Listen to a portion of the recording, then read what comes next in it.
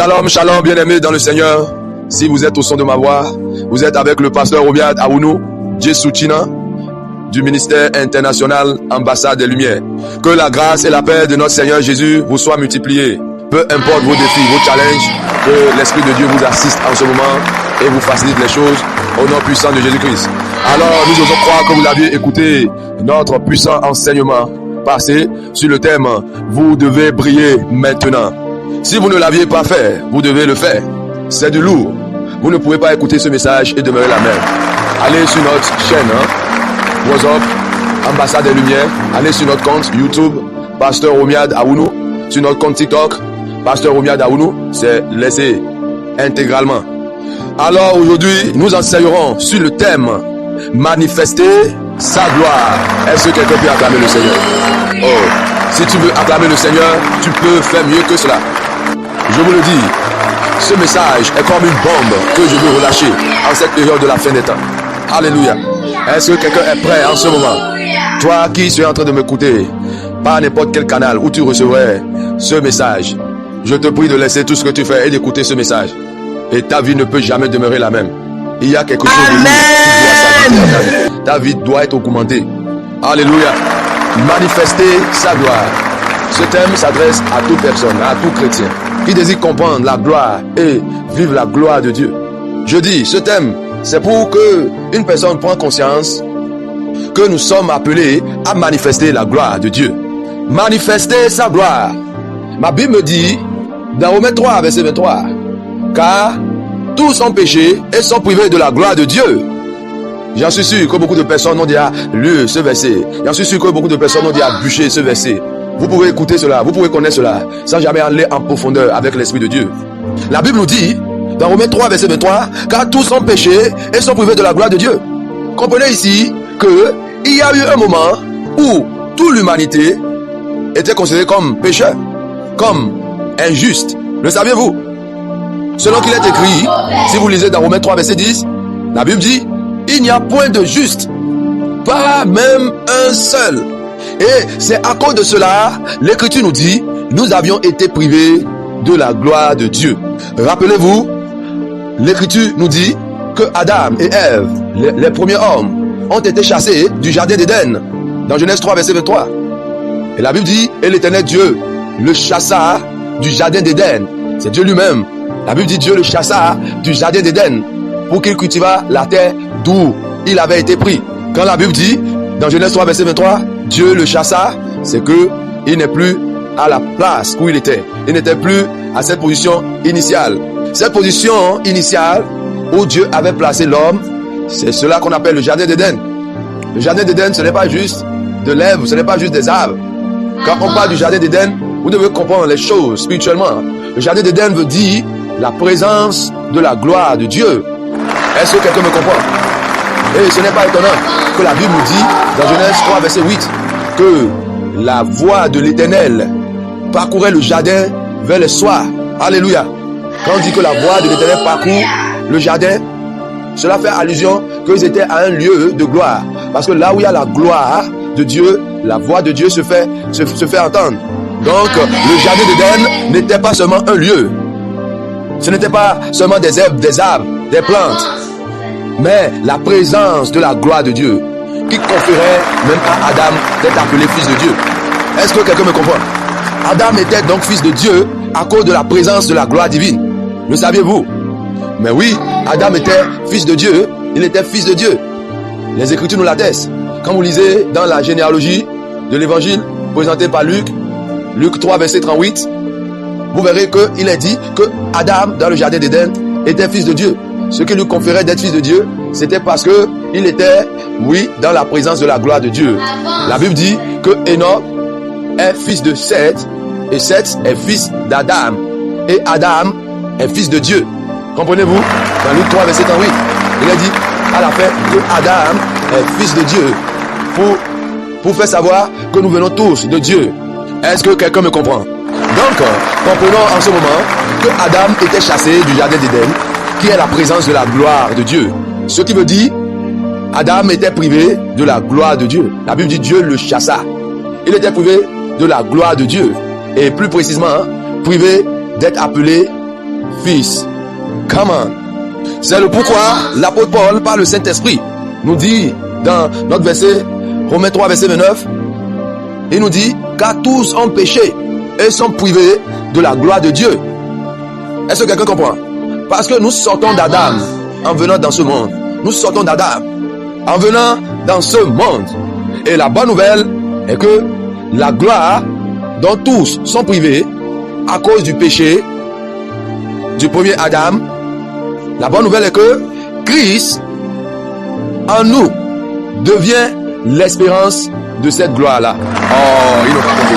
La Bible me dit dans Colossiens 1, verset 26, et même le verset 27 qui nous intéresse.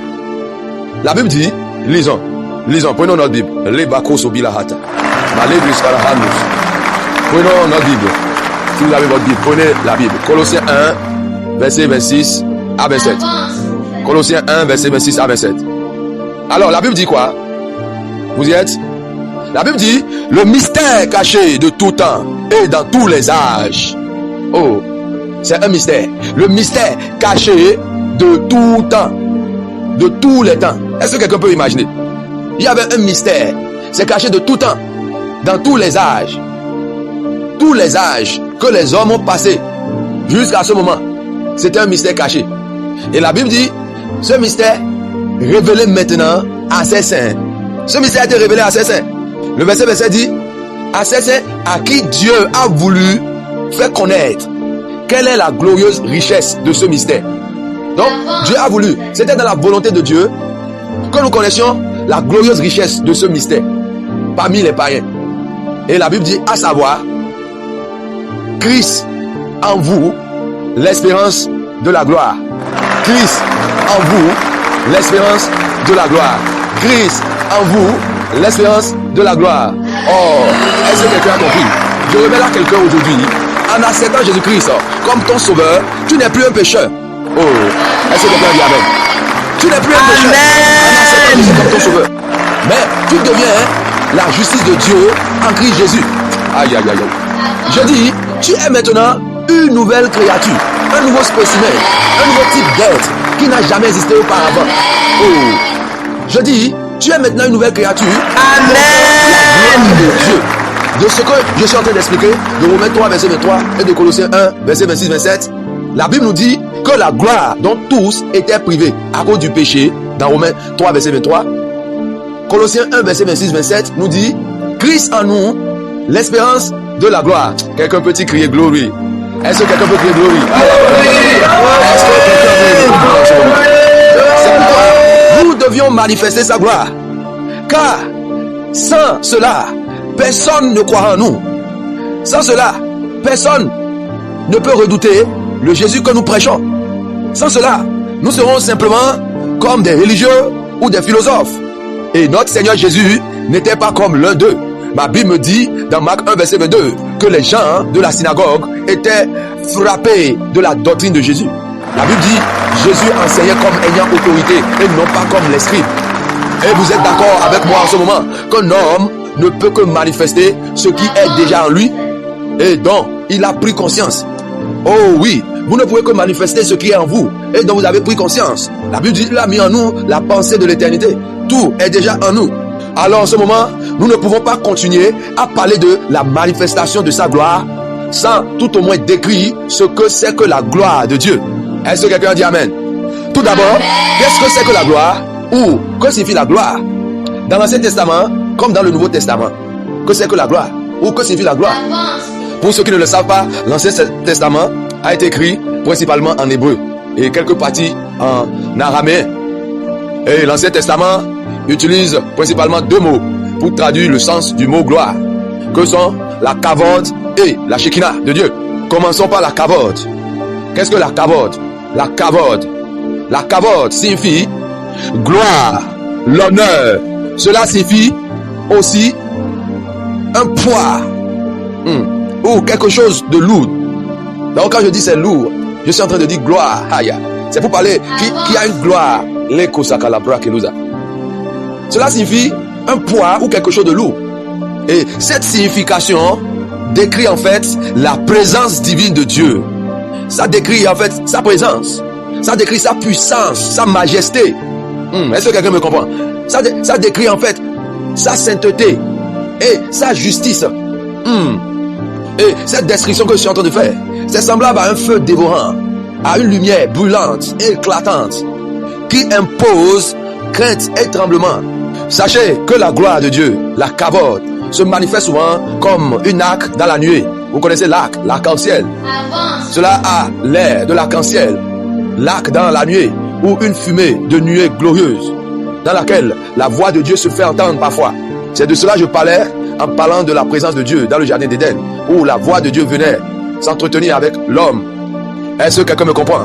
Quand vous lisez Exode 24, verset 17, Ézéchiel 1, verset 28, vous allez voir des descriptions sur la gloire de Dieu. Est-ce que quelqu'un dit Amen? Aïe, aïe, aïe. Que quelqu'un commence à recevoir cette manifestation de la kavod. Aïe, aïe, aïe, aïe, aïe. Je dis que quelqu'un commence à recevoir cette manifestation de la kavod au nom puissant de Jésus. Que la manifestation de la gloire de Dieu commence à être visible sur toi en ce moment au nom de Jésus-Christ. Je dis, après avoir écouté ce message, tu vas commencer à assister à des choses glorieuses. Oh, ils n'ont pas dit Amen. Des fumées de nuées glorieuses apparaîtront quand vous serez en prière ou en train de prêcher ou en train de parler du royaume. Je dis, vous assisterez à des manifestations surnaturelles. Des fumées de nuées glorieuses apparaîtront au nom puissant de Jésus-Christ. Reçois maintenant cette grâce. Reçois cette grâce au nom puissant de Jésus-Christ. Je dis, quelqu'un commencera à entendre la voix de la gloire de Dieu. Quelqu'un commencera à entendre la voix de la gloire de Dieu. Alléluia. Est-ce que quelqu'un me reçoit? Alors, le second mot, Shekinah, aussi a une description pareille au mot kavod. Mais quand nous prenons la Shekinah, la gloire de Dieu, est spécifiquement plus liée à la protection et à la délivrance de Dieu pour son peuple. Est-ce que quelqu'un me comprend? Quand nous parlons de Shekinah, spécifiquement, cela fait allusion à la protection, à la délivrance de Dieu pour son peuple. Oh, que la Shekinah de Dieu soit maintenant une forte mur de protection autour de ta vie, au nom puissant de Jésus-Christ. Alléluia. Est-ce que nous pouvons évoluer? Glory, glory. Le Nouveau Testament, vous savez, le Nouveau Testament a été écrit en grec. Et le Nouveau Testament de son côté aussi utilise principalement deux mots pour traduire le sens du mot gloire. Et ces deux mots, c'est la doxa et le second, l'épiphanéia. Est-ce que quelqu'un est en train d'être béni? Alors, quand nous prenons le mot doxa, cela est traduit gloire et signifie l'honneur. Quand on parle de la doxa, ça a une signification d'honneur. Cela signifie la louange ou la réputation. Alléluia. Je suis en train de voir quelqu'un quitter le mépris pour l'honneur et la louange. Aïe, aïe, aïe. Et m'ont pas dit Amen. Oh, je vois quelqu'un monter en puissance et en réputation. Par la gloire doxa de Dieu. Aïe, aïe, aïe, aïe. Attendez. Notez ceci. Notez ceci. La doxa est spécialement utilisée pour décrire la gloire de Dieu révélée en Jésus-Christ. C'est pour cela que j'ai dit de noter ceci. Quand nous parlons de la doxa, c'est spécialement utilisé pour décrire la gloire de Dieu révélée en Jésus-Christ. Vous pouvez lire dans Jean 1, verset 14. La Bible dit, ils ont contemplé la gloire de Dieu. Et quand vous lisez aussi 2 Corinthiens 4, verset 6, la Bible dit, car Dieu qui a dit, la lumière brillera du sein des ténèbres, a fait briller la lumière dans nos cœurs pour faire resplendir la connaissance de la gloire de Dieu. Il a fait briller la lumière dans nos cœurs. C'est-à-dire, nous a donné la révélation pour faire resplendir la connaissance de la gloire de Dieu. Pour que nous puissions connaître, nous ayons la connaissance de sa gloire sur la face de Christ. Est-ce que quelqu'un me comprend? Vous devez bien noter cela. Alors, quand nous parlons de la doxa, nous parlons aussi de la transformation du croyant en l'image du Christ pour nous faire participer à la gloire de Dieu. Est-ce que quelqu'un me reçoit? Donc la doxa est utilisée pour décrire la gloire de Dieu révélée en Jésus-Christ. La doxa est aussi utilisée pour décrire nous qui recevions cette gloire, la doxa, à partir du Seigneur Jésus-Christ. C'est pour cela, la Bible me dit dans 2 Corinthiens 3, verset 18, nous tous qui le visage découvert, contemplons comme dans un miroir la gloire du Seigneur, nous sommes transformés en la même image de gloire en gloire. Aïe, aïe, aïe, aïe. Comme par le Seigneur l'Esprit. Est-ce que quelqu'un me reçoit? La Bible dit, dans notre visage, nous contemplons comme dans un miroir. le visage découvert. Nous contemplons comme dans un miroir la gloire du Seigneur. Et il dit, nous sommes transformés en la même image. Quand nous sommes en train de contempler, rappelez-vous, Moïse était sur cette montagne en la présence de Dieu. Et quand il était en sa présence, sa face était remplie de la gloire de Dieu. Quand il était descendu, les gens ont vu la gloire. Les gens ne pouvaient pas le regarder en face. Et la Bible dit, parlant de nous, dans les Écritures, dans 2 Corinthiens 3, verset 18, nous tous qui le visage découvert, nous contemplons aussi comme dans un miroir. Nous contemplons comme dans un miroir la gloire du Seigneur. Est-ce que quelqu'un me comprend? J'avais dit dans le livre de Jean 1, verset 14, que les disciples en leur temps, ils ont contemplé la gloire de Dieu en Jésus-Christ. La Bible dit que la parole a été faite chair et a habité parmi nous, pleine de grâce et de vérité. Et nous avons contemplé sa gloire. Une gloire comme la gloire du Fils unique venu de Dieu. Est-ce que vous l'avez lu une fois? Ils ont contemplé la gloire. Et cette gloire est la gloire du Fils unique venu de Dieu. Maintenant la Bible nous dit, dans 2 Corinthiens 3, verset 18, nous tous qui le visage découvert, nous contemplons comme dans un miroir. Comme dans un miroir. Dans un miroir. Oh, un miroir. La gloire du Seigneur. Le miroir, c'est quoi? Il dit, nous contemplons dans un miroir la gloire du Seigneur. Nous sommes transformés en la même image de gloire en gloire. Est-ce que quelqu'un comprend ce verset? Nous sommes transformés en la même image de gloire en gloire, comme par le Seigneur l'Esprit. Oh, la Bible est en train de dire ici que quand nous regardons dans le miroir de Dieu, ce que nous voyons, c'est la gloire. Et comme c'est dans un miroir, cela réfléchit, ce que nous voyons, c'est la gloire. Cela veut dire, en voulant regarder dedans, nous nous transformons. Nous voyons ce qui a été écrit de nous. Est-ce que quelqu'un est en train de me comprendre? Il dit, nous contemplons dans un miroir. Rappelez-vous, le miroir, c'est la parole de Dieu. La parole de Dieu. Et l'apôtre Jacques nous dit dans Jacques 1, verset 23, il dit, car si quelqu'un écoute la parole et ne la met pas en pratique, il est semblable à un homme qui regarde dans un miroir son visage naturel. Voyez-vous, cela veut dire, nous regardons dans la parole de Dieu, et quand nous regardons la parole de Dieu, ce que nous voyons, c'est la gloire de Dieu. Le miroir, c'est la gloire. Le miroir, c'est la parole de Dieu. Et ce que nous regardons dans ce miroir, c'est la gloire de Dieu. C'est comme les disciples voyaient la gloire de Dieu, contemplaient la gloire de Dieu en leur temps. Il dit, nous tous qui le visage découvert, nous contemplons comme dans un miroir. Et l'apôtre Jean pouvait dire, la parole a été faite chair, habité parmi nous, pleine de grâce et de vérité. Et nous avons contemplé sa gloire. Est-ce que vous voyez? Eux, ils ont vu la parole faite chair. Et la parole faite chair se révèle à nous dans les Écritures. Quand nous regardons la parole de Dieu, nous sommes transformés en la même image de gloire en gloire. Est-ce que quelqu'un me comprend? La Bible dit, nous sommes transformés. Donc, il y a une transformation qui se passe. Il y a une transformation qui se passe. Oui. Ma Bible me dit dans Romains 12, verset 2, ne vous conformez pas au siècle présent, mais soyez transformés par le renouvellement de l'intelligence. Est-ce que quelqu'un me suit? Le renouvellement de l'intelligence, c'est pour dire la parole de Dieu, ce qui a été écrit de vous, la connaissance de la parole de Dieu. Il dit soyez transformés, parce que la Bible dit quand nous regardons dans le miroir de Dieu, nous sommes transformés en l'image que nous voyons. Et la Bible dit, soyez transformés. Dans Romains 12, verset 2, soyez transformés par le renouvellement de l'intelligence. Nous sommes appelés à être transformés par ce que nous voyons, la parole de Dieu. Et c'est pourquoi, c'est pour que nous discernons. Il dit, afin que vous discerniez quelle est la volonté de Dieu, ce qui est bon, agréable et parfait. Est-ce que quelqu'un est en train de me comprendre en ce moment? La Bible dit, quand nous regardons dans le miroir de Dieu, nous sommes transformés en la même image. Et la Bible nous dit, dans Romains 12, verset 2, soyez transformés par le renouvellement de l'intelligence. Ce qu'est le renouvellement de l'intelligence, c'est toujours la parole de Dieu que nous recevions. Alléluia. Et il dit le but, le pourquoi nous devions être transformés par le renouvellement de l'intelligence. Parce que quand nous nous mettons devant un miroir, ce que nous voyons, c'est nous-mêmes. Et dans le miroir de Dieu, Dieu nous dit ce que nous sommes maintenant en Christ Jésus. Dieu nous dit ce que nous sommes maintenant. Quand tu regardes dans le miroir de Dieu, la Bible dit, aucun habitant ne dit je suis malade. Cela veut dire, tu te vois en pleine santé. Oh, est-ce que quelqu'un peut me comprendre? C'est pour cela, l'apôtre Paul par le Saint-Esprit dit, soyez transformés par le renouvellement de l'intelligence. Parce que quoi? Il y a quelque chose qui se passe. Il doit y avoir une transformation. On ne peut pas regarder dans le miroir de Dieu, voir qui nous sommes, et partir, et ensuite oublier ce que nous avons vu dans le miroir. C'est de cela, l'apôtre Jacques parlait dans Jacques 1, verset 23. Il dit qu'il y a des gens qui écoutent la parole et ne la mettent pas en pratique. Et ils sont semblables à un homme qui regarde dans un miroir son visage naturel et s'en va aussitôt et oublie tel qu'il était. Est-ce que quelqu'un me comprend? Donc, l'apôtre dit, soyez transformés par le renouvellement de l'intelligence. Cela veut dire, nous renouvelons notre intelligence dans ce que nous voyons dans ce miroir. Pas ce que nous voyons dans ce miroir. Et il dit, c'est afin que vous discerniez quelle est la volonté de Dieu. Quand nous voyons ce que nous sommes à travers le miroir de Dieu, à travers la parole de Dieu, c'est la gloire. Et par là, nous recevions le discernement. Est-ce que quelqu'un est en train de me comprendre? Nous recevions le discernement. C'est pour cela qu'il dit, afin que vous discerniez quelle est la volonté de Dieu, ce qui est bon, ce qui est agréable ce qui est parfait. Parce que la volonté de Dieu, c'est sur 3 dimensions ici. Est-ce que quelqu'un est en train de comprendre? La Bible dit afin que vous discerniez. Donc, quand nous recevions la transformation, quand nous sommes en train d'être changés en gloire, quand nous sommes dans la gloire, dans la présence de Dieu, par sa parole, c'est afin que nous discernions.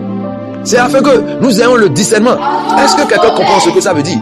Il dit afin que vous discerniez. Quand vous participez à la gloire, vous commencez à discerner des choses que la chair ne peut jamais comprendre. Aïe, aïe, aïe, aïe. Je dis, quand vous participez à la gloire, la Bible dit, quand nous regardons dans le miroir, nous sommes transformés de gloire en gloire. Je vous dis, quand vous participez